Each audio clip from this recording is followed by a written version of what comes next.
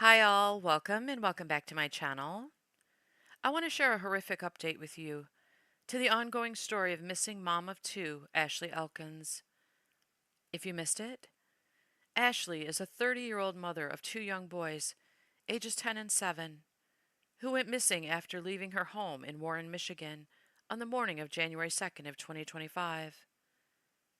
Her family has been desperately searching for her since January 2nd because according to her mother, she texted Ashley shortly after Ashley left her home that morning to tell her that she had a nightmare about Ashley's car being stolen.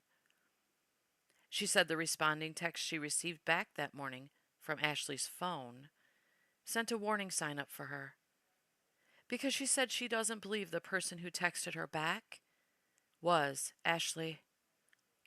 Police in Warren, Michigan, as well as police in a nearby city, Roseville, have been working her case since Ashley was believed to have gone missing after she left her Warren home, but her cell phone last pinged at her ex-boyfriend's apartment complex in Roseville. According to her family, Ashley broke up with her boyfriend DeAndre Booker back in September of 2024 after they dated for about a year. A man her family knew well and liked and considered part of their family. They broke up after Ashley discovered he had multiple fake Facebook pages with different fake names. Her family had no idea that when he booked a hair appointment with Ashley, who was working as a hairdresser out of her home, under a fake name, in order to see her on December 31st of 2024, that their lives were about to be turned upside down. Because Ashley's mother said Ashley didn't want anything to do with Booker after discovering his strange online behavior. She said when Ashley realized it was Booker arriving at her home instead of the client she expected, she didn't answer the door. Then, on the morning of January 2nd, she disappeared. Now to the mysterious disappearance of a Macomb County mother of two. The family of 30-year-old Ashley Elkins is desperate to find her. Yeah, the detectives in the city of Warren, where she lives, are leading this investigation. But police in Roseville have been looped into this case. 7 News Detroit reporter Brittany Toulis is live outside the Warren Police Department, lifting the voices of Elkins' family members who are pleading for Ashley's safe return. And of course, they're hoping the public can help. Ashley, how long has Ashley Elkins been missing? Yeah, Keenan, Alicia, Ashley's family says they haven't seen or talked to her in 5 days, saying her kids have never gone this long without their mom. Now, her sister and her also kept track of each other's location with this feature on their iPhone. It's called the Find My feature. This also stopped 5 days ago. Now, we want to show you what Ashley looks like. So if you're out in Warren, you can keep an eye out. Now, this is Ashley Elkins. She's 30 years old and a black woman standing at 5'2" and about 150 pounds. Her family says the mom of two was last seen at 8:30 a.m. on January 2nd, leaving her Knox Avenue home here in Warren to run errands. Ashley's mom, Monica, says that morning she FaceTimed with Ashley after having a nightmare about her, telling Ashley to be careful. Ashley's sister, Alexis, says just hours after that call around noon, Ashley left home again, seeing Ashley's location in her iPhone's Find My Friends app. Now, with Ashley's last location being her ex-boyfriend's apartment complex in Roseville, neighbors saying they haven't seen him in days. Now, her family saying 2 days before her disappearance, that ex-boyfriend came to Ashley's house uninvited. The day he came to the house, he acted like he was a client, and he made an appointment with her. She was expecting that client, it was him. And they were in the house quiet. She told him to be quiet. He knocked on the front door and the side door, and then he left. And then here is 2 days later, she's gone. She has not been in touch with anyone. We're talking about a mother of two children who are 10 and 7 years old, who loves her children, loves her family. She's always in contact with her family. And to not be in contact or not have responded in 5 days or reached out, that's just uncommon. Again tonight with a search that's intensifying in Roseville for a missing mother of two. Good evening, everybody. I'm Roop Raj. And I'm Taryn Asher. Ashley Elkins was last seen on January 2nd. Tonight, investigators showed up in force at her ex-boyfriend's house. Fox News' Jessica Dupneck has been there all night. Jessica, have they made any key discoveries this evening?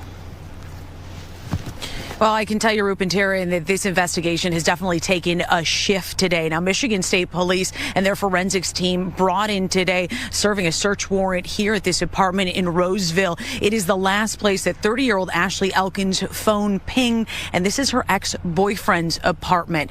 Now, detectives in and out of this apartment all day, wrapping up the scene just about a half hour ago, taking with them all kinds of evidence, reportedly even towing a dumpster off of a nearby property with them to take in as evidence. Now, investigators are not jumping to any conclusions. I'm told that they're just puzzle piecing everything together, as this woman has been missing for 6 days and they want to find her.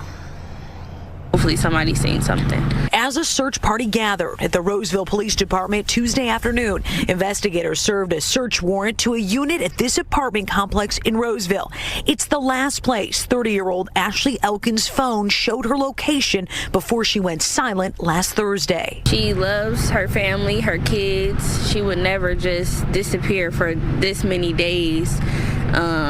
It's just unlike her. The apartment off Frazo near Gratiot is where Ashley's ex-boyfriend lives. Investigators now turning their investigation there. Michigan State Police Forensics Lab on scene. Investigators searching the complex late into the night using drones and a canine. Detectives in and out, even reportedly towing away a dumpster covered in crime tape. The tone of the investigation changing, and family feels it. This interview with her mom before the new developments. I have to keep going. I have to keep searching. I'm a mother, and I have to do this. You know, I just can't sit there and just let and wait. When we talked last Friday, family already had suspicions her ex-boyfriend had something to do with her disappearance, and police sources confirmed they had made contact with him multiple times since last week. Mom Monica Elkins, critical of the pace of the investigation, now putting her trust in Warren and Roseville police departments. They're just working hard now. They're doing what they're supposed to do.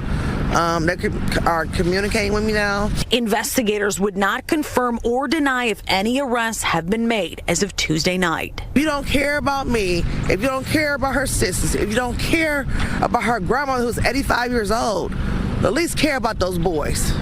They are everything. As you heard there from her mom, Ashley has 2 little boys, 10 and 7 years old. We're told they're in contact every single day.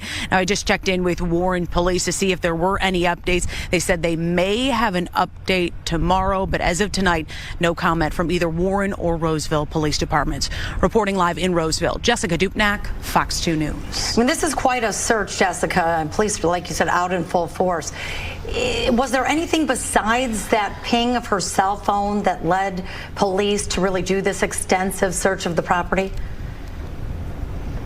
Well, I talked to family last week on Friday, and it was that phone ping that they told me about. They also said that Ashley and her ex-boyfriend, broken up for about a year, had a bit of a tumultuous relationship. So those are obviously some clues that led to the culmination of the investigation here all day, with dozens of detectives, like I said, in and out of this apartment complex for the better part of the day. On January 9th, Booker was arrested for lying to police after he fled his apartment in Roseville and ran to Flint, Michigan to hide out.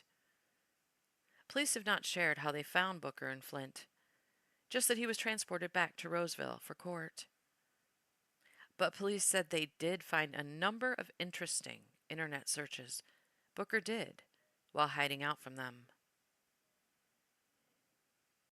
Ashley Elkins, a mother of 2 from Warren, remains missing, and her ex-boyfriend, DeAndre Booker, is charged with lying to police about Ashley's whereabouts. Today, we learned more about what police found inside Booker's apartment in Roseville, including his internet search history. Meanwhile, Elkins' loved ones can only wait for this case to unfold. They're telling our Erica Erickson they had a bad feeling about Booker. Erica joins us live with that part of the story. Erica. Yes, and what Ashley's mother says is what's awful is they didn't always have a bad feeling about Booker, but over the last few months, his behavior, she says, became controlling, and then she got a text message from Ashley's phone that was a major red flag. What would help you in any way right now? Just prayers. Just everybody pray that we find her. Just pray. All they want is 30-year-old Ashley Elkins, missing since January 2nd, home. A courtroom packed with supporters Thursday as her ex-boyfriend of a year, 32-year-old DeAndre Booker, is arraigned for lying to police. He accessed the internet to search for such things as fastest routes from Flint to Ohio, what to do on the run. Police say Booker also searched for is blood traceable, how to beat a polygraph, and deleting Google history before his arrest in Flint. It's just heartbreaking. She didn't deserve this. Ashley's mother says her family embraced DeAndre Booker, but in September, they say the mother of two finally ended the relationship. And that's when we started realizing that something wasn't right with him. Discovering he created 6 or 7 other Facebook pages. You think he was kind of controlling, possessive? That I know he was, because he would go through her phone. Ashley's family says after the relationship ended, DeAndre Booker, who police say has a history of larceny, going AWOL in the Army, and fraud, began following Ashley and booking hair appointments under different names on her website and showing up at her home, pounding on the doors. So here he is, 2-3 days later, boom, she's gone. And Ashley's mother says she had a bad feeling when she texted her daughter the day she went missing. She replied back, "Aw, man," which is weird to me. So I FaceTimed her. She didn't answer. That was him. I believe he had her when she walked out that front door. The search for Ashley continued as police waited for results to return from lab testing. Then, the unthinkable. That led police to search a landfill in the area. First at 4, tests are back from the lab today showing the DNA of a missing woman in her ex-boyfriend's dumpster. Now, you might have seen this alert hit at 2:20 this afternoon on your phone. Less than 2 hours ago, we learned officials were able to trace Ashley Elkins to a dumpster behind a Roseville apartment. Now, her phone pinged last at that location where her ex-boyfriend, DeAndre Booker, lives. Police say Booker could face murder charges as soon as tomorrow. It's now been 4 weeks since anyone saw Ashley. We will be following this story on Local 4 News at 5 and 6. You can also download our clickondetroit.com app for updates as they come into our newsroom. Tonight, the community is coming together to mourn a Warren mother at the center of a heartbreaking murder investigation. Thanks so much for joining us tonight. I'm Rudol Sinaida. Ashley Elkins was last seen on January 2nd. Police suspect foul play. For days, crews combed through a Macomb County landfill hoping to find some trace of her, to no avail. So far, no one is charged in Elkins' death, but investigators searched the home of her ex-boyfriend, DeAndre Booker, in connection to this case. He is currently locked up on charges of lying to police. This evening, loved ones gathering for a vigil to lift up Ashley's memory. 7 News Detroit reporter Tiara Braddock was there speaking to family as they grapple with this tragedy. So many people came out Saturday night to honor Ashley Elkins, the Warren mother who went missing earlier this month. Justice for Ashley! We love you! We love you!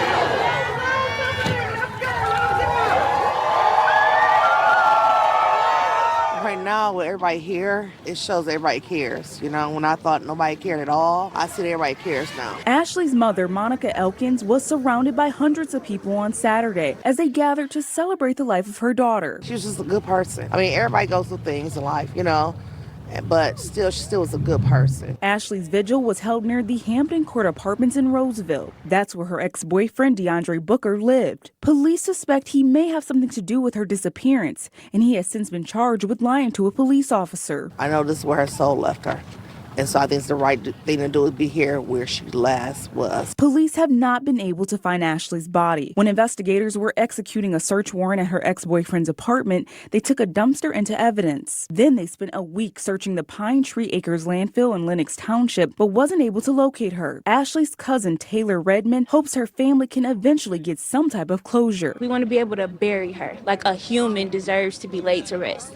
And it's hard for me to come to terms with it. I know it's hard for her youngest son to come to terms with it because we're constantly asking ourselves, like, where is she? Monica says her daughter loved her 2 boys, and this has been extremely hard on them. The youngest boy is 7. He's autistic.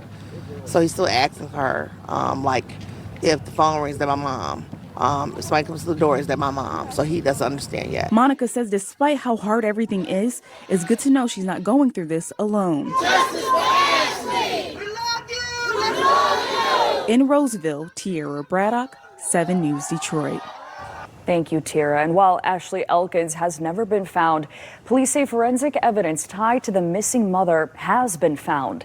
Ashley's ex-boyfriend, DeAndre Booker, is in custody, facing a charge of lying to a police officer. His bond set at $250,000.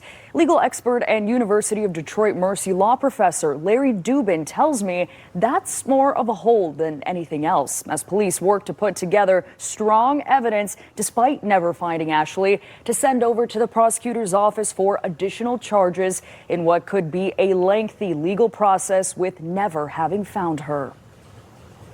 And so while it may be tougher, it's not impossible to find someone guilty of murder without a body.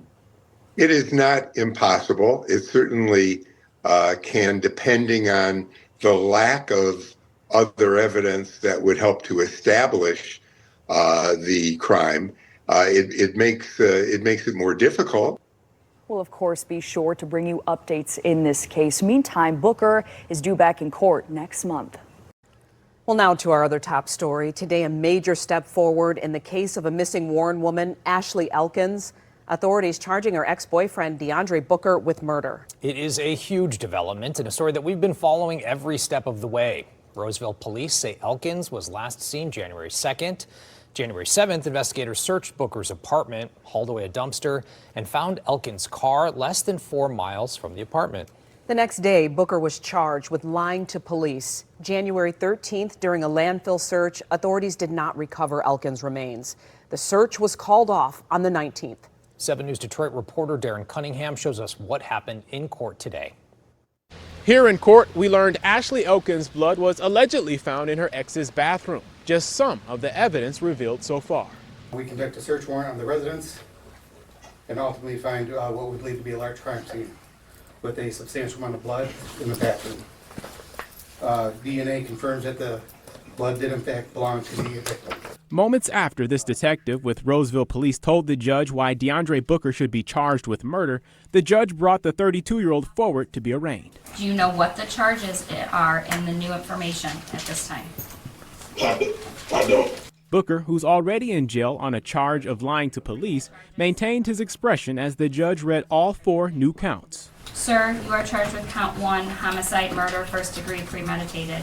The other 3, tampering with evidence, mutilation of a dead body, and concealing the death of an individual.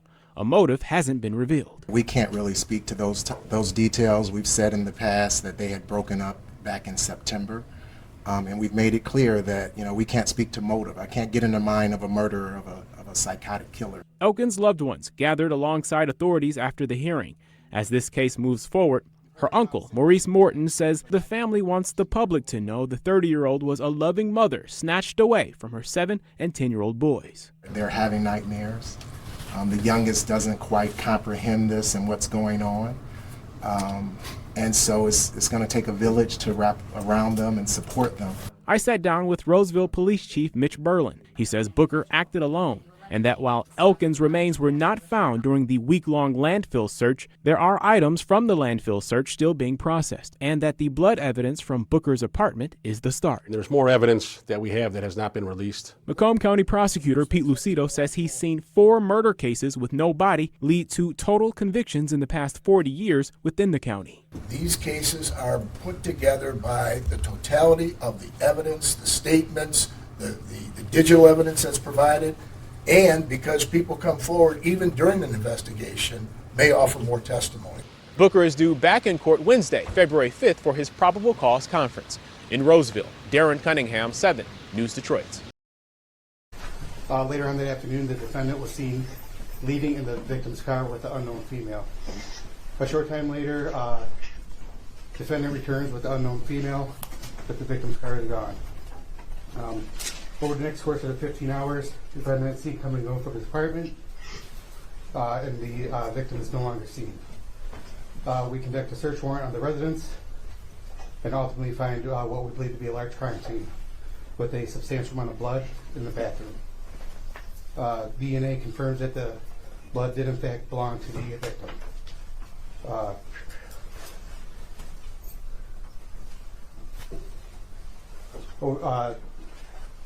Since January 2nd, the victim has not been seen or heard from, has not had contact with friends or family, no banking activity. This leads us to believe that the victim is in fact deceased, and the defendant is responsible for her death and disappearance. All right, based on your testimony, I'll authorize the warrant. Mr. Lang, are we ready to proceed to immediate arraignment, or would you like an opportunity to speak with your client regarding the new information? Your Honor, we can go right to the arraignment. I just received the amended information on this matter. Have read it.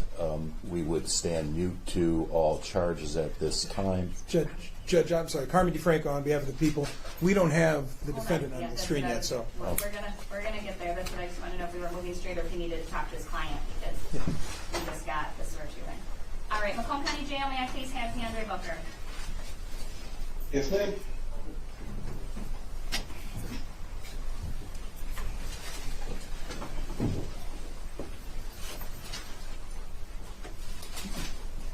All right, now appearances for the record. Good morning, Your Honor. Carmen DeFranco appearing on behalf of the people. Good morning, Your Honor. Robbie Lang appearing on behalf of DeAndre Booker. And sir, please state your name for the record. DeAndre Booker.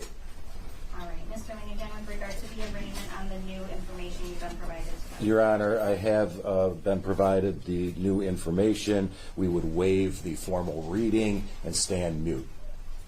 All right. Mr. Booker, have you had an ample opportunity to talk to your attorney? Not today, but yesterday, yes. Has he gone over your rights with you? Yes. Do you understand all of those rights? Yes. Do you have any questions regarding those rights? No. Do you know what the charges are in the new information at this time? I don't. All right. Can You might as well read them, Your read the Honor. charges, counsel, just so that he knows what he's charged with today, or I can do it whatever you prefer. You could read them out loud. That's fine. Sir, you are charged with count 1, homicide, murder, first degree, premeditated. The allegation is that you did deliberately with the intent to kill and with premeditation kill and murder 1 Ashley Lachey Elkins, contrary to MCL 750.316. That is a felony with a possible penalty of life without parole. Count 2, tampering with evidence. Criminal case punishable by up to more than 10 years. Did knowingly and intentionally remove, alter, conceal, destroy, or otherwise tamper with evidence to be offered in a criminal case where the crime was punishable by a maximum term of imprisonment of more than 10 years or imprisonment for life of any term of years. That is a felony punishable by up to 10 years and or $20,000. Count 3, dead bodies, disinterment and mutilation. Did mutilate, deface, remove, or carry away a portion of a dead body. That is a felony punished by up to 10 years or $5,000. And count 4, concealing the death of an individual.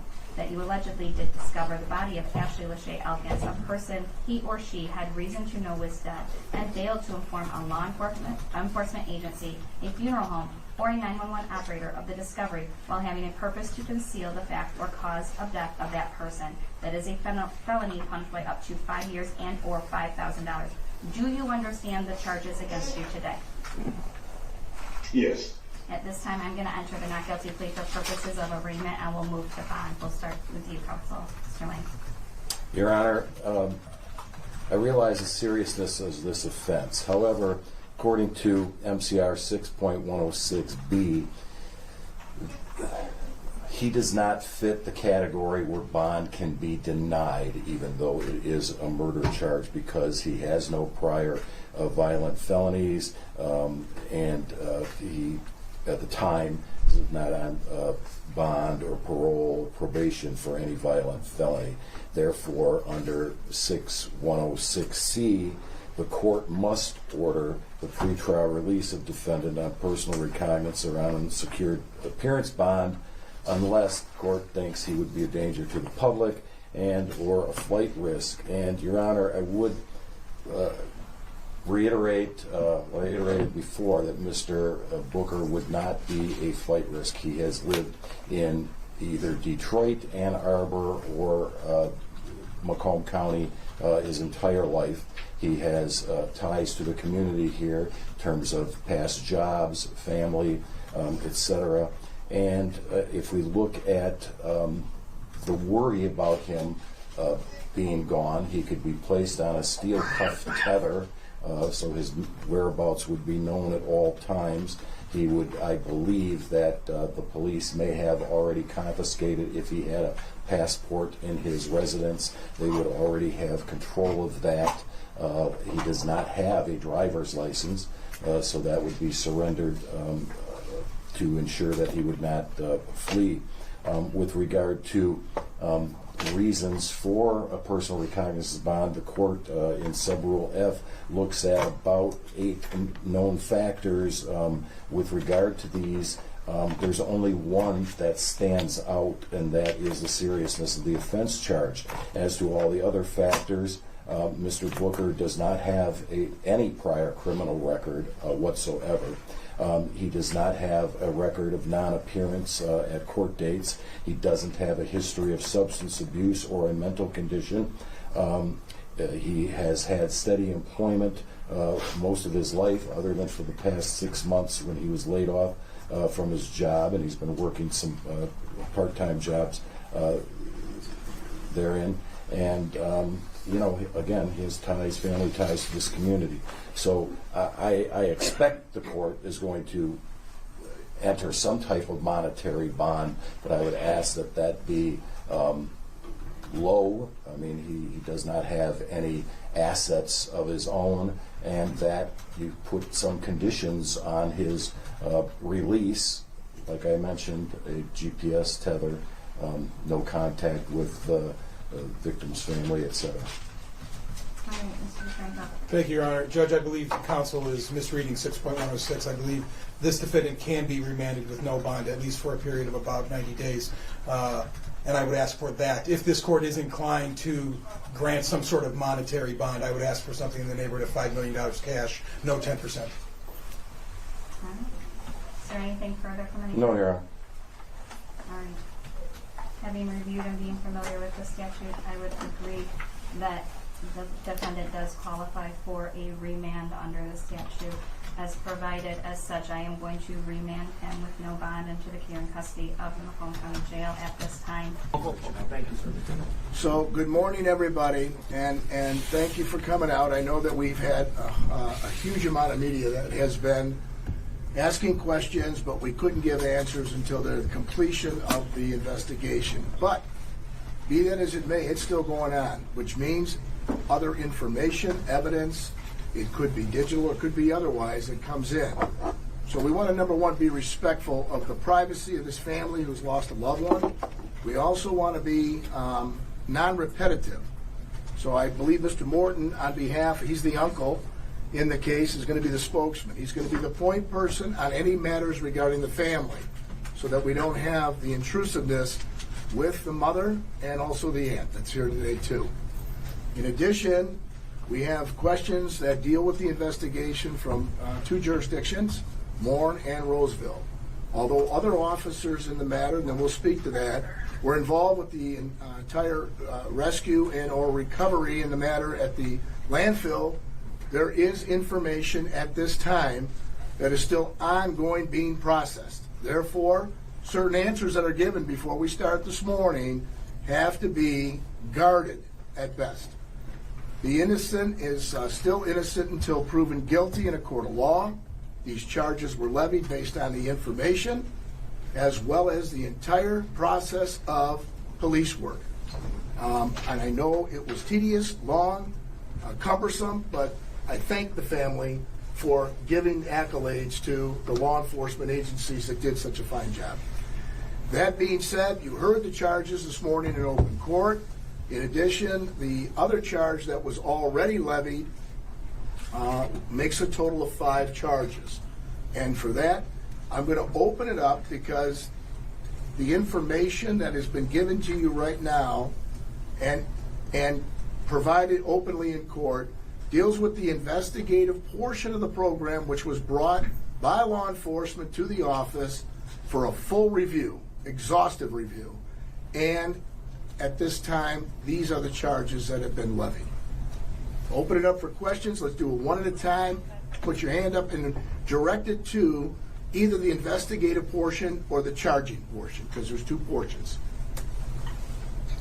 Could you expand on? Go ahead. Oh, go ahead. Go ahead. Put your hand up. Oh yeah, I mean maybe along the same lines, but can you kind of expand on how we got from that last day of the search to where we are today?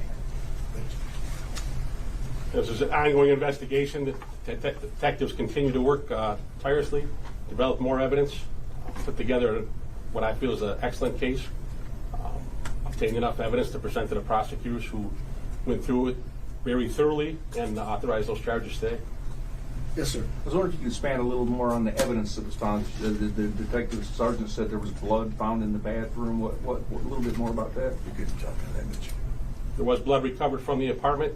It was analyzed by the State Police Crime Lab, and it was a match to Ashley. And that was in the bathroom, correct? Yes. Was it anywhere else, or was it just in the bathroom? We're going to keep it just to that, what was put out in court this morning at this time. Thank you, sir. Can you describe how much blood? There was blood recovered. It was a match, and it was enough to get the charges authorized today, and we'll leave it at that. And the evidence? Go ahead. The evidence was recovered when you did the search of the boyfriend's apartment, or ex-boyfriend's apartment. Is that correct, or was this at a different time? It's recovered from the search. Can you repeat what was said this morning in regard to the suspect being in a vehicle with a female, I believe, and then came back alone? So did he have help? Can you talk about the relevance of why that was introduced today? We believe he acted alone. There was a video portion of a second female. It was investigated thoroughly. She was not involved. She was unwitting. Was that at the alleged time maybe of disposal of a body? Or do we know, or can you add any context as to how and what you believe happened as far as where she was taken? Johnny indicated that you said, was it at the time disposal of the body? He said no, sir. Okay. Thanks for the question. Again, this is the kind of case, even though you don't have a body, and you're going to, you're a journalist, and, communications is very important. These cases are put together by the totality of the evidence, the statements, the digital evidence that's provided, and because people come forward even during an investigation, may offer more testimony. So we're not that we don't want to answer completely, but there's things that are still ongoing. Somebody had a question over here.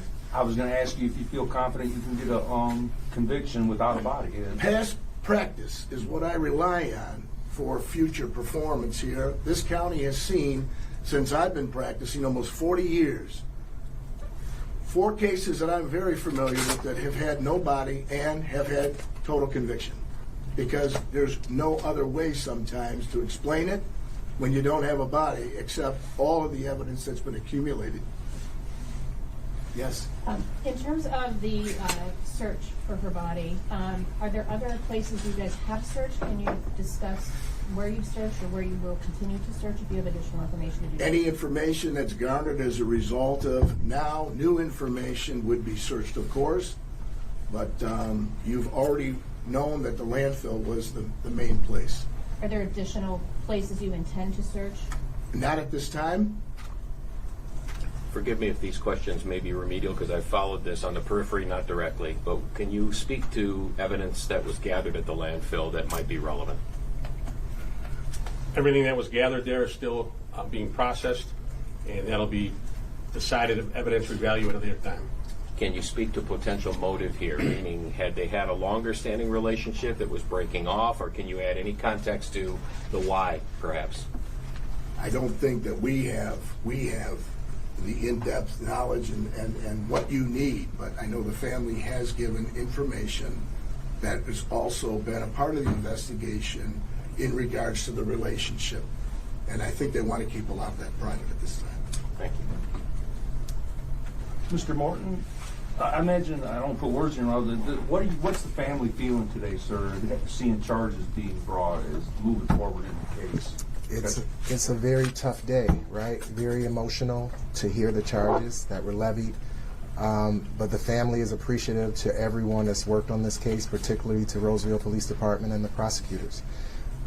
It's been, a little over 4 weeks now waiting for murder charges to come. And so You know, though this does not bring complete closure, but we know that this is the journey to justice. So this is where it starts, and that's what the family wants. We want justice in this case. Forgive me for appreciating what the prosecutor said about privacy concerns and what may have been shared publicly previously or not, so forgive it if it's redundant, but can you share anything in regard to was there an abusive relationship here or what might have transpired leading up to this situation? Yeah, we can't really speak to those details. We've said in the past that they had broken up back in September, and we've made it clear that, you know, we can't speak to motive. I can't get in the mind of a murderer, of a psychotic killer, so we'll leave it at that for now. My condolences. What would you like people to remember about Ashley? Beautiful young lady. You know, remember mostly that she is a mother of a 10-year-old and 7-year-old. So you have 2 young boys out there who don't have a mother. So the community should, you know, feel for those children. She has a mother here, she has siblings, a full family, a wealth of community members and supporters and friends out there who loved her tremendously. You've heard her mom say multiple times, she was the life of the party. Everyone loved her, cared for her, and she cared for them. But she was a mom who fought and cared and took care of her children. I mean, that's what he took away. How's the family coming together to help her sons process what's going on right now? It's tough. You know, Mom has mentioned multiple times they're having nightmares. The youngest doesn't quite comprehend this and what's going on. And so it's going to take a village to wrap around them and support them. But this is tough, and we can imagine that going through the court process over these next few months or year or so is going to be even tougher. So. And do you have any message for those who've been working on this investigation, how it's played out, how it's progressed over the last month? You know, what's your message to law enforcement, detectives, and people who've been trying to help bring justice to y'all's family? Yeah, I mean, we were very clear. We were, you know, the family was frustrated when we started out, right? When Ashley first went missing. We know that law enforcement hands are tied oftentimes. We feel that society as a whole should take these cases more seriously. Just as there's an Amber Alert, we're saying there should be an Ashley Alert, right? When a young woman goes missing and there's reason to believe she's in harm's way, there should be more done.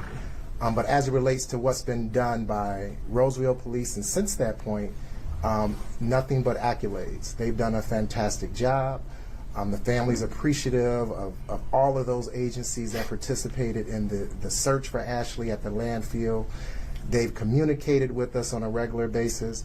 I'm going to keep saying this, Chief Berlin has been excellent in how he's worked with the family, and so we're appreciative of everything they've done. We started with Warren Police Department, Roseville Police Department. We know the prosecutors have worked on this. We appreciate it because, you know, we know there's a lot of families that don't get this level of attention, whether it's from the media or law enforcement. And we feel that everyone should get this level of attention. So we're appreciative of what they've done to this point. How hard is it being in the courtroom, seeing the suspect's face? It's very difficult, but I think the hardest part is hearing the charges, right? Because then you start to visualize and picture what occurred. That's very difficult.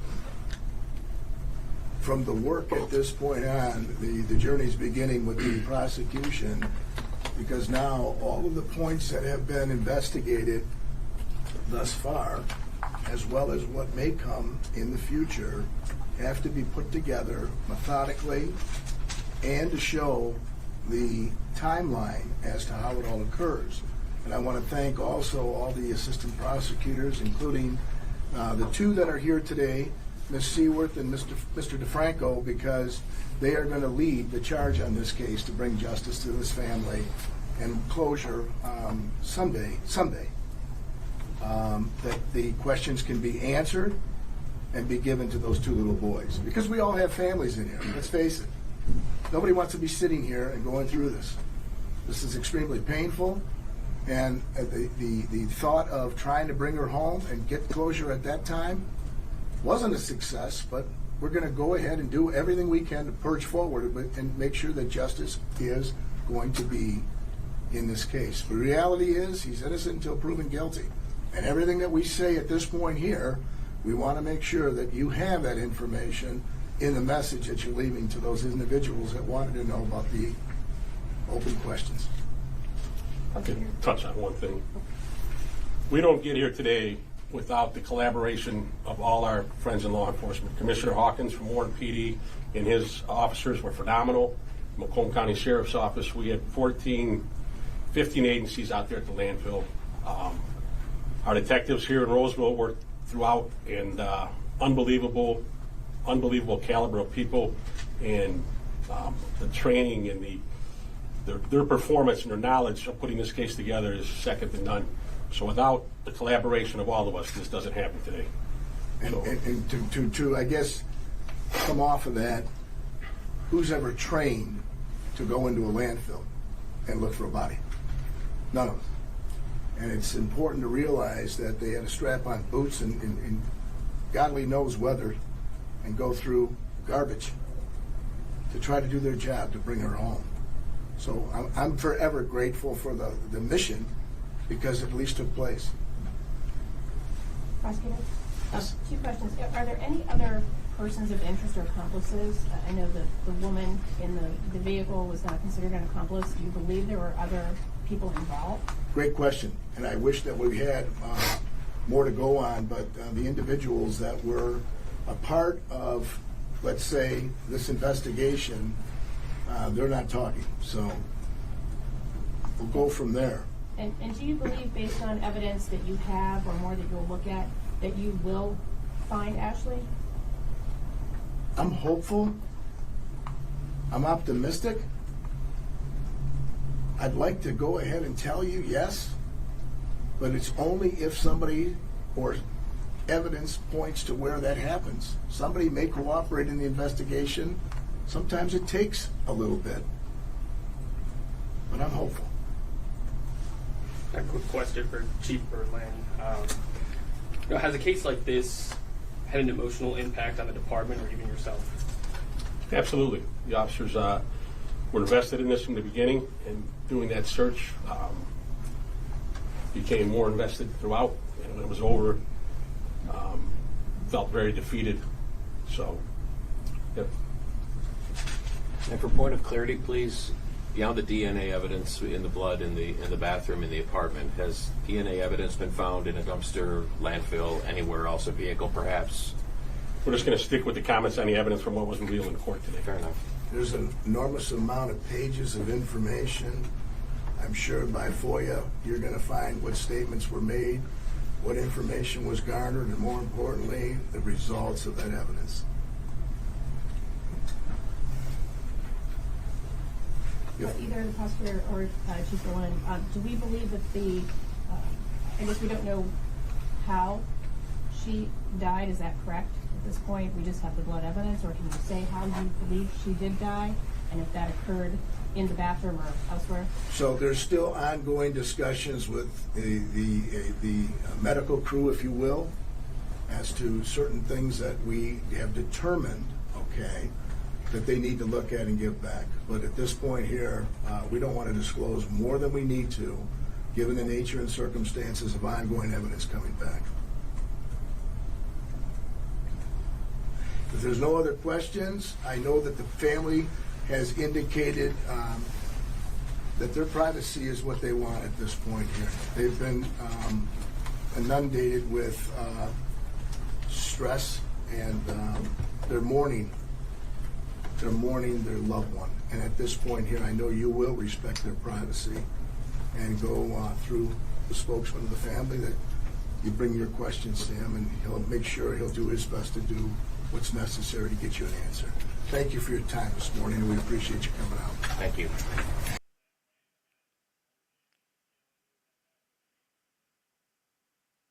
My heart breaks for Ashley and her family, and especially her two young boys who have been launched into a sick nightmare and are left not knowing what happened to their mother.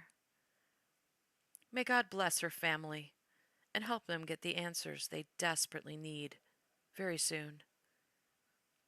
And may the prosecution still be able to build a strong case against Booker with the evidence they have and find in the future, even without Ashley's body. Her family deserves justice. Ashley deserves justice. Her little boys deserve justice. And I love the idea of Ashley alerts for women in danger. I think that's an incredible idea to help victims and a beautiful way to honor Ashley's memory. I hope the family pursues a law that will cause it to happen. Thank you so very much for watching. I appreciate it. Don't forget to like this video and subscribe to my channel for more true crime stories. Stay safe out there, and I'll see you on my next video.